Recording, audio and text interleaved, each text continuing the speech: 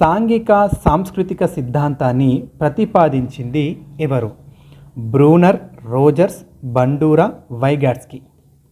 So answer వచ్చేసి Vygotsky is the right answer. అభ్యసనానికి ఇది మంచి నిర్వచనం. సో ఇక్కడ ఇవ్వబడినటువంటి నిర్వచనాలలో ఏది మంచి నిర్వచనం అని అంటే, అనుభవం ద్వారా ప్రవర్తనలో కలిగే దాదాపు శాశ్వతమైనటువంటి చేంజెస్ని అభ్యాసనం అని చెప్పవచ్చు. అంతర్గత ప్రేరణ దేనికి సంబంధించినది? ఇంట్రిన్సిక్ మోటివేషన్ రిలేట్స్ టు అని అడుగుతూ ఉన్నాడు.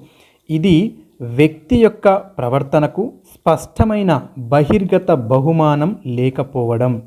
No obvious external reward for one's behaviour అనేది సరైనటువంటి ఆన్సర్. లక్ష్యాలకు సంబంధించి ఈ క్రింది వాక్యాల్లో సరికానిది ఏది అని అడుగుతా ఉన్నాడు. లక్ష్యం ఫలితాన్ని ఎలా సాధించాలో వర్ణిస్తుంది.